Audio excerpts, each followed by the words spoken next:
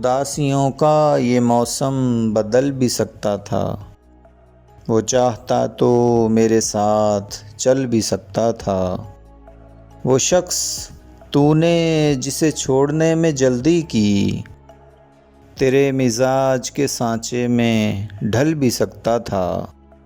وہ جلد باز خفا ہو کے چل دیا، ورنہ تنازعات کا کچھ حل نکل بھی سکتا تھا۔ انا نے ہاتھ اٹھانے نہیں دیا، ورنہ میری دعا سے وہ پتھر پگھل بھی سکتا تھا۔